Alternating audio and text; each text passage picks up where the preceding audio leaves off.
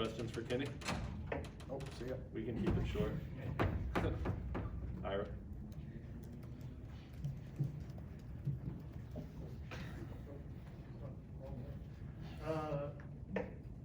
Taking the time at the halfway point to kind of look back at what you guys have done, and you guys have evolved probably over those 6 games.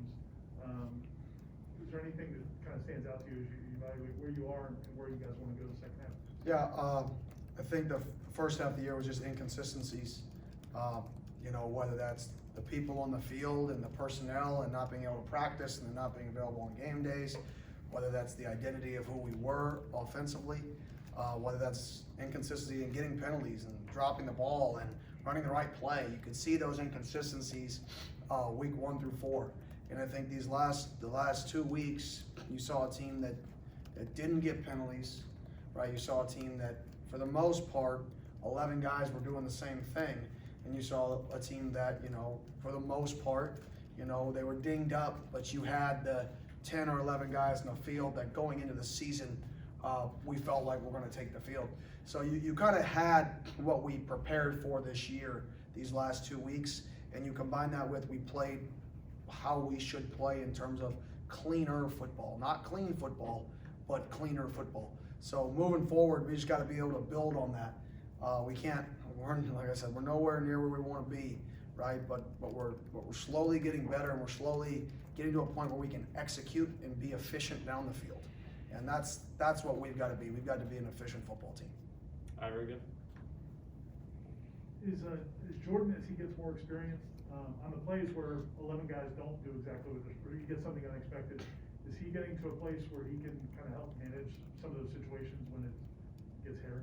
Yeah, I mean, that's the X factor he provides. I mean, there was a play in last week's game where, to be honest, it wasn't a good call. We called a motion screen to the field where normally we have some sort of hot throw behind it, but we didn't have a hot throw that week because we felt like we were going to get a tip versus a corner pressure. They didn't tip their corner pressure. They brought corner fire. There's no good play for him. He makes the corner miss. He goes for 6 yards, 2nd and 4. Nobody, it's the first time y'all have probably ever thought how in depth of that play was, but instead of a 2nd and 15, we're at a 2nd and 4 because he is able to take those negative plays and he's able to turn them into a positive. And what he needs to continue to build on is making the routine play in the pocket and being comfortable doing it. And that was one thing in last week's game he did. And I keep saying this, is that only comes with time. When guys are in green jerseys at practice, it's really, really easy to sit in there, right? When things are coming on you, because you're in a green jersey. It's a lot harder when there's live bullets. That only happens through reps and time. This is a kid who's only played, you know, probably a combined, 14 halves of football in the last 2 years, or last 4 years, really. So he's getting better every game, and he's got to continue to build on those things every game. Front right, Kurt? I know Coach Riddle talked about getting to get out on the road recruiting this weekend. I know you all have gotten to host plenty of people, especially over the last few months, but this was kind of the first time since pre-pandemic getting to go out and do the evaluation period. How valuable was that, and just the conversations with recruits over the last few weeks as the progress has been shown? Yeah, I mean, it's critical to be able to go out and see kids live and in person. It's one thing to eval a kid on tape. It's another kid to eval him at a camp, but to see him in a live setting, right? Now, from a personal relationship, right now, we're not allowed to talk to prospects. So from that dynamic, we don't really get those personal conversations you can't have. But the key for us is, I mean, to see when a kid is on the field in high school, you better be the best player. We get all these sheets that we get handed, right, from all our people, and I take those sheets and I don't even look at them when I go to a game. Because if you don't stand out, right, if I don't notice you when you're on the field and say that dude is different than everybody else, right, then all you are is somebody else said you were good. That's all it is. So when we go to games, we're trying to evaluate what are the difference makers, not what are the guys that are on a sheet, right? Who are the guys that are different, whether they're a 0-star, whether they're a 2-star, whether they're a 5-star. I don't care. I want the guys who you watch the game and you say, holy cow, I don't want to play him. And if you get all the guys on your team that you don't want to play, you're going to be pretty good. You have an issue when you start taking kids on your team that you don't really mind if you play. Like, okay, well, I don't care if we play him. Then he plays for you. Now you got a problem because other teams aren't worried about him either. Ira? When you, offensively, you look at quarterbacks, and I don't know how much time you get to watch other teams that you guys don't have on the schedule, but there's a lot of quarterbacks that are very high profile that are struggling. How hard is it to play college quarterback? And, you know, and then how important is it to, or how do you determine whether or not a guy, if they're struggling early, can get through that or not? I think it's a combination. I think there's usually when you start and you have your first few starts, people don't know how to defend you. There's not a book yet, so you kind of have an advantage to play rogue ball a little bit, and they haven't figured you out, right? They're just calling a defense to call a defense. They think you're young, so maybe they pressure more. They think you're not accurate, so maybe they drop 8 more, right? Make you throw into tight windows. Whatever that is, they don't really have a plan though. They don't know that you always roll right. They don't know that you always evade left. They don't know interior pressure flushes you out even if there's no pressure. They don't have that book on you yet. So I think early in a kid's career, you can see success through playmaking. But as their career progresses, all of those special plays are gonna slowly decrease, because when you face a good defensive coordinator that knows what you do when bad stuff happens, he's gonna create that bad stuff to happen, hoping you go back to, I roll right when there's pressure, or any interior pressure, I get out of the pocket. So I think it then translates to, okay, can I take my game to the next level, and can I be calm in the pocket? Can I be poised in the pocket? And whether a kid can manage that, I think you have to know that in your own room. Is a kid capable of overcoming his deficiencies? Which means if a kid likes to get out of the pocket, well, does he have it in him? Has he showed the ability to make a read in the pocket and deliver it in practice? And if the answer is yes, then you know you just gotta more reps in a game day, and eventually it's gonna click for him. But if you're in practice and the kid can't even do it in practice, then I think you know, okay, this is a deficiency in what he does. We've either got to work around this deficiency of he's never going to feel comfortable back here. That's not his game. We got to move the pocket more. Or this guy just needs more reps in those live game settings. That way he can get those pressure looks, right, and be comfortable. Because if a kid struggles with interior pressure, he may only get 1 or 2 of those in a game. It's only 2 reps to really improve in a live setting. It's going to take 4, 5, 6, 7 games for him to truly say, okay, I am good here. I can be comfortable. So it's kind of a scapegoat long answer, but I would say it's a combination of balancing what your guy can do well, and if he can overcome his shortcomings once teams figure that out, because everybody has a weakness. You've got to be able to balance out that weakness, and if you have the ability to do that, then I think you can overcome it. If you don't have the ability to do that, then you as a staff have to try to fix it, right, or you're going to continue to have the same problems. Tom, back left. Hey, Coach, just coming off the bye week, what's kind of that measuring stick you need to see from your guys to show that their development's still kind of going in that right direction? Play hard. Play hard. Come out with a passion to just be the very best we've ever been. That's it. Right? When we take the field, I want to see 11 guys doing the right thing, playing as hard as I've ever seen them play. Because that is the same thing when we show up tomorrow for practice, right? If 11 guys are playing as hard as they can, they're communicating, and they're doing the right thing. That's how we know we're going to progress. All the plays, I always say it, and everybody thinks, oh, all the plays sound great. No. Good football teams play really, really, really hard, and they all just do their job. And then that's football. They do their job, they do it full speed 100% of the time. And that's what I want to see from our guys. Jerry, middle left.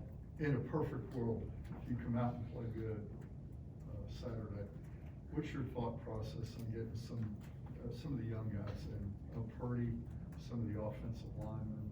Yeah, I mean, that's obviously an ideal situation, but I mean, we're focused on playing our best football game, and whoever's in the game is in the game. But we're not even, that hasn't even, I know it probably should come up, but we're focused on winning the football game, but not just winning the game, playing the very best we can possibly play. We've yet to have a game where we achieved all our offensive goals. Right? We've had, last week, we played really, really, really well. 7 real possessions, we scored 5 touchdowns. Right? That's good football. Right? But at the end of the day, we still didn't achieve all our offensive goals. We still had a pre-snap penalty. It's one of our goals. Can we go out there and we just achieve our goals? Doesn't matter what anybody else does. Let's achieve our goals in one football game. Ira, middle right. Trayshawn, you guys came into the season expecting him to be able to contribute. But this is, you know, the first season of college football where he's actually gotten a lot of playing time. Like, what has that done for him? What have you seen from him? Not just, we know he can carry the ball, but like, what has that done for him overall? I think the confidence, he's always been a confident kid. He's always known that he has the ability. That's why he turned down scholarship offers to walk on at Florida State, because he knew if he got his opportunity, he was confident enough that he could play at this level. I mean, I talked to him, I think 3 weeks ago, about that conversation of what made you choose this opportunity here, and it was that. He goes, Coach, I was confident in myself that I knew I could play at this level. He felt like he would have been shortchanging himself to not be here. And you could always see that confidence in him, but when you can go out there and prove yourself right a little bit, you know, it then gives him the ability to lead them. And he doesn't lead through rah-rah, he doesn't lead through speeches. He leads because everybody knows he's one of the best players on the football team. And every single day, you don't have to worry about him. I don't ever need to go up and give him a pep talk. That's not who he is, right? When you go out in the practice field, that's a dude that you're going to have to slow down. He's got a little bit of a kid we coached at Memphis, Anthony Miller, in him, where you're going to have to say, don't block that kid into the water cooler, right? It's okay. Like, we're out of bounds now, right? He's got a little more of that in him, which is what you want your football team to have. And when kids like that have success, it allows him to kind of take on more of a leadership role just because people are watching him. Doesn't have to do anything else. He just has to go be him. But everybody else is going to raise their level of play because they see the success he's having with that mindset that he creates. Ira? How has Cam McDonald developed over the course of the season? And I know he doesn't get a ton of opportunities in the passing game, but gets a good mitt. Yeah, I think Cam's done a good job progressing. I think he's been a much more willing blocker this year than last year, which obviously being a wideout in high school and then transitioning to the tight end position, not really getting much playing time before we got here, right? Stuck on the depth chart. Year two, really with we're a heavy tight end team, so him getting the reps, the live reps of running split zone, of blocking a 6 technique on inside zone and having to cut him off, all those things have been great for him. And then that's a kid that when his number is called in the passing game, he showed up. I mean, that's one of our most consistent players in the passing game for sure. But from a progression standpoint, I think the overall football player he's becoming because of his ability to block is getting him more open in the screen game, right? Because getting him more open in 4 verticals, whatever that looks like week 3. So I think for him, he's progressing, and he's got to keep getting better, get his hands a little tighter, not hop as much. But that's just stuff that we're working on. Those are the fundamentals that we're trying to get better at. Aslan, back right. Coach, did anything change over the last 3 weeks in terms of the confidence and the trust that you guys have in Jordan, and the confidence and trust that Jordan has in you guys that has allowed him and this offense to really kind of blossom here over the last 3 weeks? Well, I can only answer the first part of the question about our trust in him, and to answer that question, no. Nothing from my end has changed, in my opinion of him. I've had that opinion since, a year and a half ago with what I think he can be. Back when people said he couldn't throw an out route, right? When we showed up, I always knew and believed in his ability. Now at the same time, he has worked to get better. That didn't just happen. It wasn't like he always had it, right? He had it, the ability, but being able to tap into that ability is one thing, right? It's like that saying, potential, right? Potential gets you fired, right? If you have potential your entire life, it means you've always sucked, right? Eventually your potential, right, has to become good and become something. And he had that potential, and he's put in the work, and he's tapped into that work these last few games, and he's starting to get that potential out of himself.